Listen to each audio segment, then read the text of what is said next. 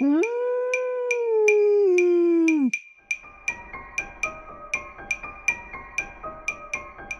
Êtes-vous prêt à voyager des frontières de vos peurs aux limites de vos rêves, à rencontrer des mythes et des légendes, des diables et des anges, à vous laisser conduire sur les chemins de l'étrange? Arcanum Fabulas. Saison 8.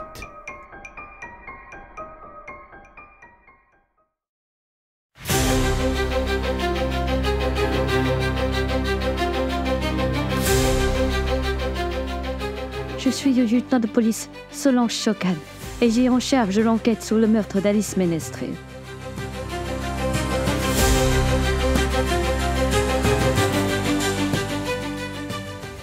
Au départ, tout pouvait sembler simple et limpide.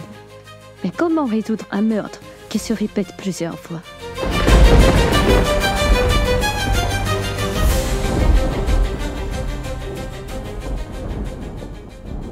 Épisode 29.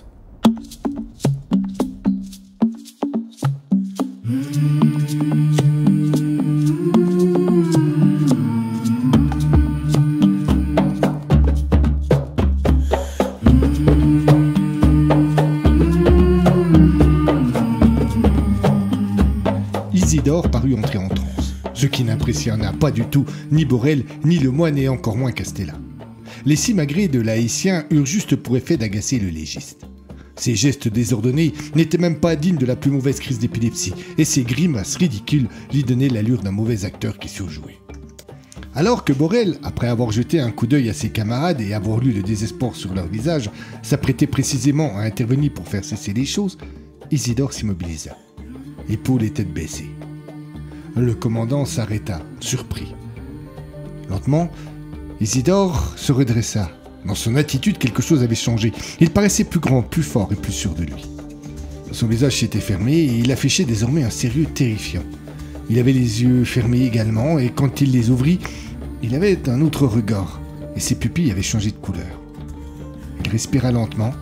Les vévesses dessinées sur le sol et au milieu desquelles il se tenait se mirent à briller et s'enflammèrent, créant une étrange protection de feu autour de lui. Les deux policiers et le médecin reculèrent, attendant avec inquiétude la suite des événements. Le feu se fit soudainement plus agressif, cernant le malheureux haïtien au plus près et menaçant à chaque seconde de l'enflammer. Les autres auraient sans doute dû intervenir, mais ils restaient pétrifiés. Isidore ne prit pas feu. Lentement, il s'éleva du sol, restant totalement droit, et se retrouva en lévitation à 1 mètre de celui-ci. Il posa un regard sur Borel. Écoutez-moi bien. Ce n'était pas une simple invitation, c'était une sommation, quelque chose de glaçant qui ne supportait aucune contradiction. Isidore ferma les yeux, leva la tête et se lança dans une logorrhée incompréhensible. Borel, d'abord désarçonné, eut pour réflexe de tenter de retenir les mots sans sens prononcés par le prêtre vaudou. Ce dernier était totalement possédé, et cela dura 2 bonnes minutes. Les flammes finirent par s'éteindre lentement, et alors Isidore chuta au sol violemment. Il parut l'espace d'un court instant être inconscient, comme si le choc l'avait sonné. Puis lentement il se redressa, et se frotta le front qui s'était orné d'une bosse impressionnante. C'est Fred qui le premier se porta à sa hauteur. L'haïtien était encore affalé sur le sol, et le légiste vint s'accroupir à sa droite. « Ça va aller ?» demanda-t-il. « Oui, » répondit Isidore tout en paraissant encore plus perdu dans sa douleur. « Vous pouvez vous lever ?» Il eut une petite moue qui laissait la réponse en suspens, mais fit cependant un effort pour se redresser, et Castella l'aida en le saisissant par le bras. À peine debout, il trébucha. Ses jambes rechignaient à le porter. Fred voulut intervenir, mais le prêtre le repoussa avec énergie. Il se tourna vers Borel. « Vous avez entendu ce que j'ai dit ?» Le policier, qui ne s'attendait pas à une telle interpellation, balbutia une réponse qui menait nulle part. « Je vous avais dit d'écouter !» s'emporta Isidore. Le commandant n'apprécia pas le ton et voulut se justifier, mais il n'en eut pas l'occasion car le moine intervint. « Moi, je sais ce que vous avez dit. » Tout le monde se retourna vers le policier. Fred et Borel ne comprenaient pas comment Étienne avait pu comprendre ce que disait l'haïtien. Il avait parlé dans un langage incompréhensible. Fred posa la question. « Je n'ai pas dit que j'avais compris ce qu'il avait dit ?» Il n'ajouta rien, sortit son téléphone et lança le dictaphone. Il avait eu le bon réflexe. Il avait enregistré.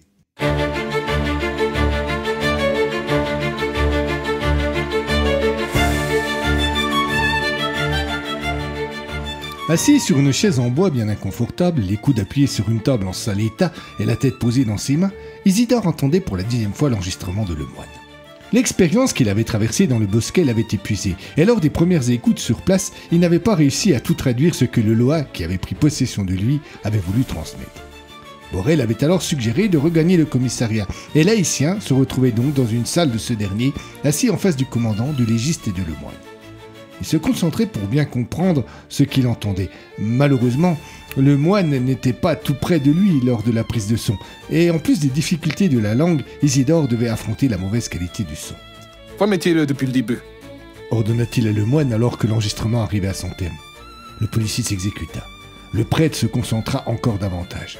Apportez-moi une feuille de papier et un crayon, s'il vous plaît. Sans discuter, Borel lui donna le matériel demandé, et Isidore griffonna quelque chose, fit une pause pour écouter et griffonna autre chose. Attendez, revenez un peu en arrière. Il écouta de nouveau le passage, ria ce qu'il venait d'écrire et inscrit autre chose à la place. Quand la nouvelle écoute fut terminée, Isidore posa son crayon et déclara. Je pense que j'ai toutes les informations.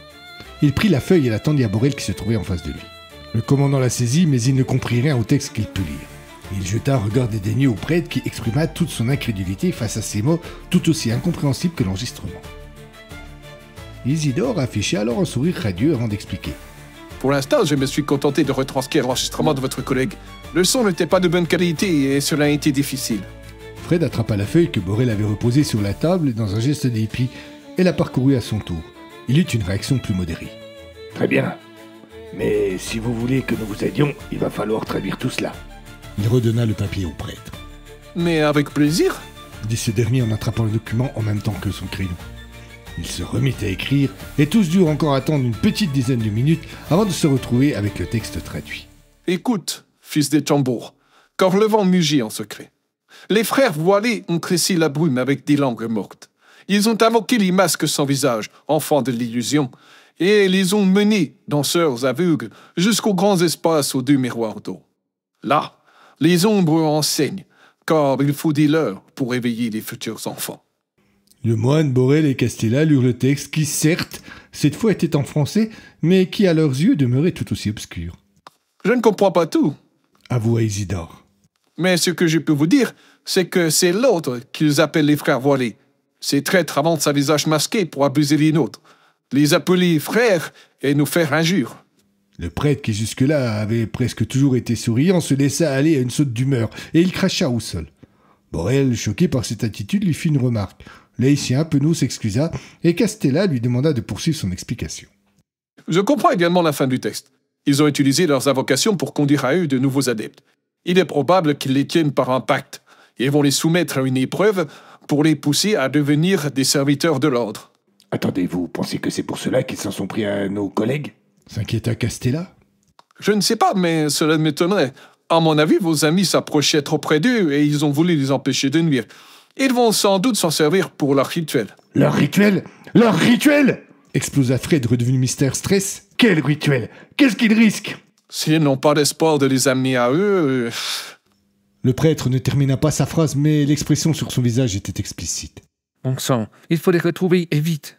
Lâcha Borel. C'est là que je vais avoir besoin de vous. Avez-vous une idée du lieu qui s'appellerait le grand espace aux 2 miroirs d'eau ? Aucun des 3 hommes n'avait d'idée. Nous allons avoir besoin d'aide. Conclut Borel.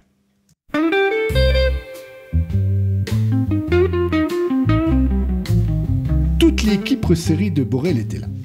La jeune Claire Dufresne, qui dévisageait Isidore avec curiosité, Julien Borel, qui lisait et relisait le texte transcrit par les Haïtiens que le commandant avait projeté sur le bureau à l'aide d'un vieux vidéoprojecteur, et Étienne Lemoine, vautré sur une chaise et qui paraissait ne pas s'intéresser à ce qui se passait. Fred et Borel étaient là également. Comme Julien, ils tentaient de comprendre le sens du mystérieux message dicté par le Loa qui avait pris possession du prêtre. Ce dernier, pour sa part, somnolait dans un coin. L'expérience l'avait vidé. « Les grands espaces !» dit d'un seul coup Julien comme s'il venait d'avoir une révélation. « C'est le nom du centre épique de la ville, ça, non ?» Borel attrapa son téléphone et fit une recherche sur Internet. Effectivement, le centre des grands espaces se trouvait dans un petit village tout proche et proposait des cours d'équitation et des balades en forêt. Rien ne laissait penser qu'il pouvait y avoir là un lien avec l'ordre, mais Borel n'était pas décidé à laisser passer la moindre chose. Il attrapa un feutre et marqua les références du centre sur un paperboard. Il retourna vers les collègues. D'autres idées ? Le moine, qui pourtant ne paraissait pas s'intéresser à ce qui se passait, fit une suggestion. C'est aussi le nom de la zone commerciale qui se trouve elle aussi dans le village en question. Fred fit remarquer qu'il n'y avait sans doute pas de coïncidence au fait que deux sites aussi différents portent le même nom. Poursuivant son idée, il demanda l'autorisation d'utiliser un des PCI qui se trouvait dans la pièce. Il fit une recherche et rapidement trouva que ce nom provenait des prairies qui se trouvaient à l'est de la ville. « Et les miroirs dans tout ça ?» questionna Claire. « Eh, les miroirs. » reprit Borel en réalisant qu'effectivement, il avait laissé ce détail de côté. « Il y a le rocher du miroir, » enchérit Dufresne. « C'est un point de vue sympa qui offre une belle vue sur toute la ville. » Borel rajouta ce lieu sur sa liste et fit un résumé rapide. Un centre épique, une zone commerciale, des prairies et un point de vue. Rien de tout cela n'était très évident. Il devait chercher encore. Un lourd silence s'installa dans la PS. Les cerveaux bouillonnaient. Et puis Fred s'emporta. « C'est ridicule. Il n'y a rien qui soit logique ou évident dans ces propositions. » « Tu as sans doute raison, et si tu as une autre idée, je suis preneur. » répondit Borel. Le légiste attrapa le feutre du commandant et traça un trait en dessous des propositions qui venaient d'être faites. En gros, et en lettres d'imprimerie, il écrivit « Grands espaces aux 2 miroirs d'eau. » Ok, trouvons des synonymes pour chacun des mots. Il n'y eut pas de réaction de prime abord, mais simplement car personne n'avait d'idée. Et puis Dufresne se lança. « Pour grand espace, un lieu, un territoire, une propriété, un domaine, enchaîna Morel. Une plaine, une steppe, proposa Claire en souriant pour le dernier mot. Fred marqua chacune des propositions. Ok, dit-il ensuite. Maintenant, 2 miroirs d'eau. Nouveau moment de silence et c'est Borel qui se lança cette fois-ci. Fontaine ? Suggéra-t-il. Le fameux point de vue du miroir, insista Dufresne. Il y a un immeuble en centre-ville qui s'appelle le Grand Miroir, se rappela Morel. Non, non, coupa Fred. Trouvez des synonymes, pas des lieux. Moi, ça me fait penser à des étangs. Intervint le moine. Ou des lacs, corrigea Dufresne. Et ce fut la dernière proposition. Il y eut un nouveau silence, chacun cherchant d'autres idées, et puis Isidore, qui s'était réveillé, vint mettre son grain de sable. J'aime bien l'idée du domaine, dit-il en surprenant tous ceux qui n'avaient pas vu qu'il ne sommeillaient plus. Son intervention ne suscita pas beaucoup de réactions, si ce n'est de la part de Lemoine, qui répéta domaine à plusieurs reprises. Borel voulut relancer les débats. Sérieusement, vous avez bien d'autres idées. Domaine. Domaine. La vie de 2 personnes est peut-être en jeu. Domaine. Lac. Allez, on n'a rien là. Le domaine des 2 lacs. Étienne avait crié sa phrase comme une évidence. Tous lui jetèrent un regard inquiet, alors il répéta et expliqua. Le domaine des 2 lacs, c'est une grande propriété à la sortie de la ville. Un château du 18e, au milieu d'un grand parc arboré avec 2 lacs. D'où son nom, je suppose. C'est une idée de plus, dit Fred en ajoutant le nom à la liste. Pas seulement, intervint Borel. De toutes les propositions qu'on a eues jusque-là, c'est la plus plausible. Tiens, faites des recherches sur ce lieu et dites-moi, on ne sait jamais. Sans attendre, la jeune femme s'installa derrière un des ordinateurs présents dans la pièce et commença à tapoter les touches. Il aurait sans doute été utile pour tous de continuer à chercher une autre signification, à repérer un autre lieu qui aurait pu correspondre à la mystérieuse définition de l'étrange texte d'Isidore. Mais en fait, tous regardèrent Claire travailler et attendirent le résultat de ses recherches. Visiblement, l'assemblée n'avait plus d'autres idées et encore moins de pistes à explorer. La jeune femme ressentit donc très rapidement un poids désagréable sur ses épaules, ce qui ne parvint toutefois pas à troubler sa concentration. Comme tout le monde semblait attendre des informations de sa part, elle s'ouvrit du résultat de ses recherches au fur et à mesure. Elle avait tapé « le domaine des 2 lacs » dans la barre de recherche du navigateur, et quelques sites correspondants étaient apparus. Le premier semblait être le site officiel. Elle cliqua dessus et commença sa lecture à haute voix. Château du XVIIe siècle, au milieu d'un grand parc arboré et bordé de 2 lacs naturels, le domaine des 2 lacs a été un lieu idéal pour un mariage romantique, un séminaire d'entreprise ou n'importe quelle fête de famille. Un lieu qui semble être charmant, affirma Fred. Peu de chance que cela soit ce que nous cherchions. Tous en vinrent à la même conclusion que le légiste, et ils se retrouvèrent de nouveau démunis, sans réelle piste, ce qui poussa le commandant Borel à conclure que ce n'était pas la bonne méthode de travail. Sentant que les tensions montaient, Isidore intervint. Nous ne devons pas renoncer. La vie de vos amis est sans doute menacée. Avait-il voulu faire réagir l'équipe ou avait-il des informations qu'il n'avait pas révélées jusque-là? Fred tica et demanda non, exigea des explications. Isidore ne tergiversa pas. Je ne sais pas de quelle loi s'inspire l'ordre, mais ils utilisent Cassius et Ceuta qui sont parmi les plus méprisables. Ce n'est sans doute pas pour faire le bien. Comment cela une loi dont ils s'inspirent? Demanda le moine. Ce genre de société secrète se trouve souvent en loi totémique qui inspire, guide et qui servent. Je ne comprends plus rien. Avoua Fred. Cassius et Sotas ne peuvent pas être ces loas tutélaires? Non, l'ordre les utilise comme des serviteurs. Cela veut dire que ce n'est pas le maître. Le maître est servi, lui. Tout cela est de plus en plus obscur. Moi, ce qui m'intéresse, c'est qu'on retrouve Socan. Et Simon? Compléta Borel. Et Simon? Répéta Castella. Isidore approuva et affirma qu'il fallait donc persévérer. Mais rien à faire, les idées ne venaient pas. Ce que personne n'avait noté cependant, c'est que Claire, de son côté, avait poursuivi ses recherches sur le domaine des 2 lacs. Et au détour d'une page internet, elle lâcha un juron. Borel la questionna sur les raisons de cette trivialité, et la jeune femme l'invita à venir voir l'écran. Sur ce dernier, le commandant découvrit un article de la presse locale, vieux de 3 ans et qui titrait ainsi « Controverse sur le rachat du domaine des 2 lacs par l'œuvre de Ragoul, détentrice de la révélation et de l'éveil. » Le policier fit la remarque que les journalistes du coin n'étaient pas très doués pour choisir des unes de leurs journaux, et machinalement il parcourut l'article. Ce dernier relatait la polémique née du rachat du château, considéré comme patrimoine local de grande valeur, par une étrange organisation philosophique, l'œuvre de Ragoul, que chacun qualifiait de secte. Malgré la mobilisation de la mairie et de diverses associations protectrices du patrimoine, l'opération n'avait pu être empêchée et l'article se terminait par une expression d'inquiétude partagée sur le devenir du lieu. Le commandant fit une petite moue quand il eut terminé sa lecture et demanda simplement « Oui, et alors ?» Claire le regarda avec un tel air abattu que Borel se sentit mal. « Quoi ?» grommela-t-il méchamment. « Lisez de nouveau le titre. » Le commandant soupira, s'exécuta mais ne vit rien. Alors Claire prononça à haute voix le nom de l'organisation qui posait souci. « Œuvre de Ragoul, détentrice de la révélation et de l'éveil. » dit-elle à 2 reprises avant de préciser « Œuvre, O, Ragoul, R, détentrice, D, révélation, R, éveil, E, ordre. » À l'évocation du nom Ragoul, Isidore tressaillit. « Ragoul? Vous avez dit Ragoul? » « Oui. » Voilà le noir maléfique qui guide l'ordre. Tous se tournèrent vers le prêtre avec plein de questions en tête. Isidore donna l'explication. Dans la religion haïtienne, il est des lois qui sont le reflet de la lumière, qui sont le bien et qui soufflent le bonheur et le bien-être. À l'opposé, il y a des esprits noirs, reflets de ce que les âmes ont de plus sombre, de ce qu'il est bon de qualifier de mal. Ragoul est l'un d'eux. Fils des démons, il aime à jouer avec la souffrance et la peine de ses proies. Il encourage la haine et surtout la vengeance. Pour cela, il va pousser chacun dans ses plus vils sentiments et attiser les rancœurs. Et il joue sans hésiter avec la vie et la mort. Bien sûr. Souffla Borel.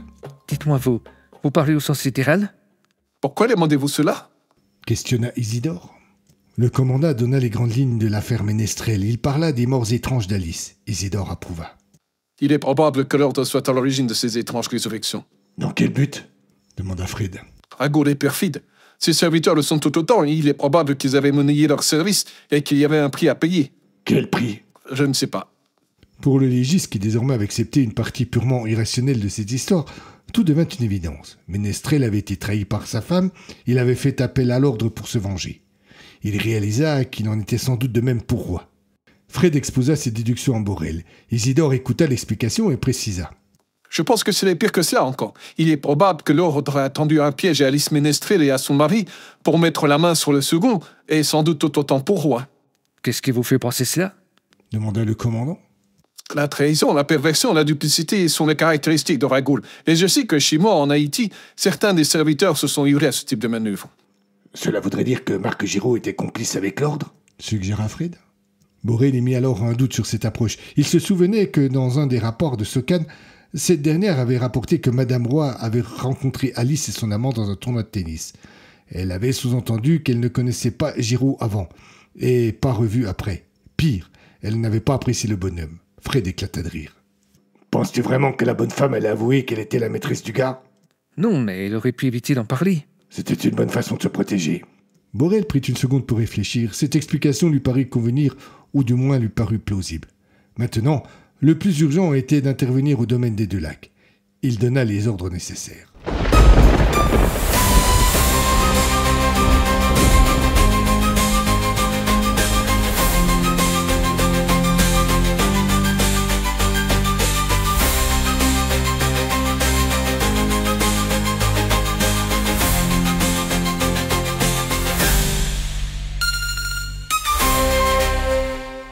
À suivre.